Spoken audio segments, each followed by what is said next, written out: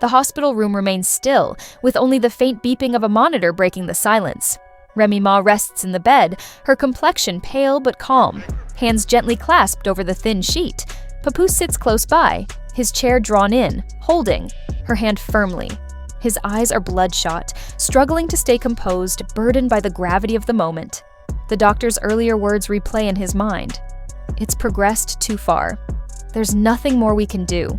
The room feels tighter than its walls suggest, heavy with unspoken dread. "Rem," Papoose begins, his voice barely more than a murmur. He clears his throat, trying to find his footing. "You heard what the doctor said, right? They think it's over. But I can't accept that. I won't." Remy slowly turns her head toward him, her gaze gentle yet worn. With a faint squeeze of his hand, she responds. "Papoose, you don't have to pretend for me. I was right there. I heard every word." Her tone is composed, but beneath it lies a quiet tremble, like thunder just beneath the surface. Papoose leans forward, his elbows on his knees, his voice shaky. "No, you don't understand. I won't let this be the end. We've been through too much, Rem. Prison, the streets, everything. You've always been a fighter. Always." His voice cracks, and he quickly wipes away the tears, as if embarrassed by his emotions. Remy manages a small smile, but it doesn't quite reach her eyes. "I know you want to fight this for me, Pap. But sometimes it's not about fighting. Sometimes it's about accepting what's coming." Papoose stands up abruptly, pacing in the small space beside her bed, his voice rising in disbelief. "You want me to just accept this? To sit here and watch you slip away? Without doing anything?" Papoose stops, his fist clenching, and turns away to face the window, his shoulders trembling. "I can't do this, Rem. I can't lose you." Remy watches him, her heart heavy. She's seen him strong, holding it together through prison, rumors, and fights. But this is different. It's breaking him in a way she's never witnessed. "Come, here," she says softly, patting the bed. Papoose hesitates for a moment before sitting on the edge, his head lowered. She reaches out, gently touching his face, her fingers tracing the worry lines etched in his skin. "Remember when we got married over the phone? Me in that cell, you out here holding it down? You promised me forever, Pap. And I believed you." "I meant it," he responds fiercely, looking up at her. "I still mean it. That's why I'm not giving up. We'll find another doctor, get all the opinions we need, whatever it takes." Remy sighs, her hand falling back to the blanket. "I'm tired, Pap. I've been fighting my whole life, against the streets, the system, myself. And I'm not saying I'm giving up, but what if this is the one fight I can't win?" Her words hit him hard. He leans forward, resting his forehead against hers, his breath uneven. "Don't say that, please. You're my everything, Rem. You and Reminisce. You're my world. I don't know how to do this without you." Remy's eyes glisten, holding back tears. "You're going to be fine, Pap. You're strong.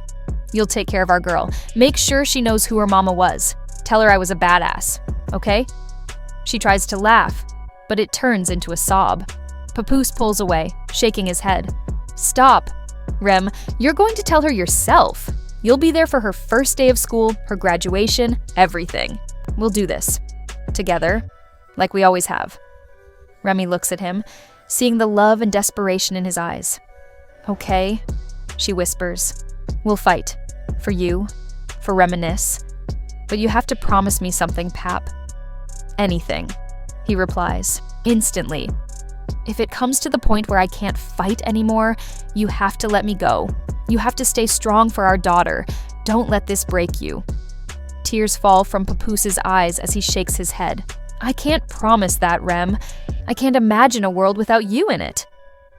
She reaches for his hand and softly says, "You don't have to imagine it yet. I'm still here, and I'm not going anywhere without a fight." They sit in quiet tension, the air thick with the weight of her words. The world outside continues to spin, unaware of the quiet storm raging between them. Papoose wipes a hand across his face, struggling to regain some semblance of composure. "I'm making calls to every expert I can find," he says, his voice a little stronger now, more determined. "You're getting the best care, Rem. Money doesn't matter. If I have to sell everything, I will. I'll do whatever it takes. Remy lets out a soft chuckle, a hint of her usual defiance slipping through the cracks. You better not sell my jewelry, Pap. If you do, I'll come back and haunt you. Papoose can't help but laugh, the sound jagged and broken. Never. Your jewelry stays safe. That's yours, just like me, forever.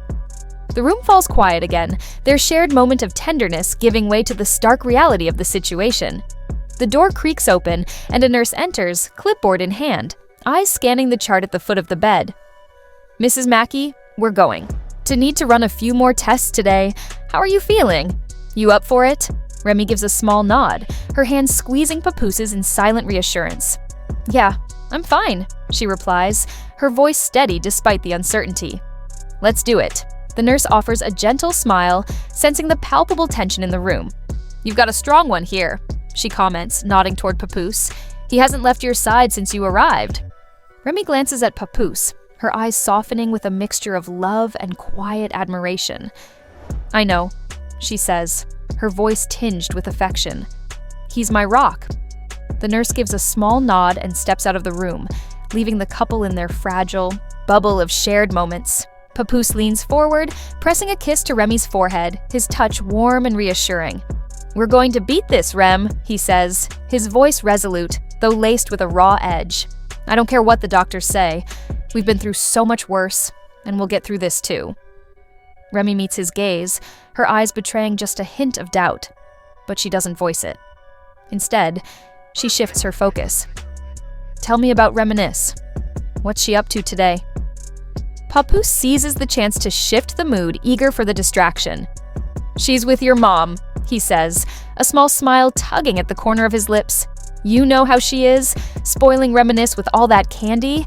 I told her not to, but Reminisce. Flash that smile of hers, and well, she gets whatever she wants. Remy chuckles, the sound rich and full of warmth. She's going to be trouble, just like her mama. Papoose's smile softens, a hint of tenderness in his voice. Yeah, he says, his tone gentle, just like her mama.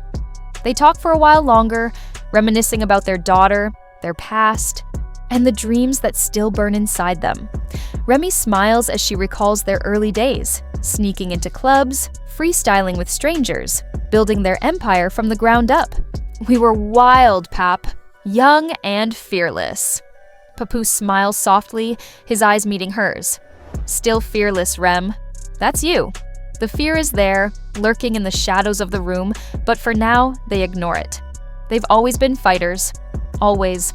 Faced challenges together, and neither of them is ready to give up yet. As the afternoon wears on, Papoose picks up his phone, scrolling through his contacts. I'm serious, Rem, he says, his voice firm with resolve. I'm calling every doctor I can find. We're not done yet.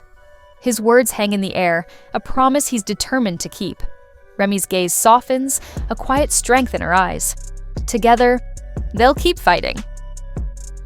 Remy watches Papoose, her heart swelling with a mixture of love and gratitude. I know you are, Pap. I know, she says softly, her voice steady but filled with emotion. Papoose turns to her, his eyes burning with fierce determination, a fire that refuses to die. We're going to make it, Rem. You hear me? We're going to make it. Her gaze doesn't falter as she nods, holding his stare with unwavering confidence. Together, she says quietly, her voice firm. Together, he echoes back, the weight of the words settling between them like a quiet promise. For the first time since the diagnosis, Papoose feels a spark of hope. It's small, fragile, but it's there. And for now, it's enough. The room falls into a heavy silence, broken only by the steady beeping of the monitor in the corner. Remy lies in the bed, her face pale but composed, a quiet strength emanating from her despite the circumstances.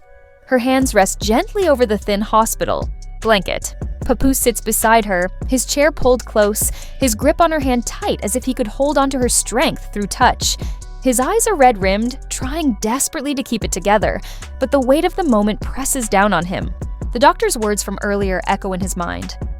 It's advanced. We've done all we can. The room feels smaller, the air thick with unsaid fears. He opens his mouth to speak, but his voice is barely a whisper. Rem, that's all for today. Guys, thanks for watching Gossip Spill TV. If you enjoyed this video, don't forget to like, comment, and subscribe for more juicy content. Hit the bell icon so you never miss a spill. See you next time, and keep spreading the gossip.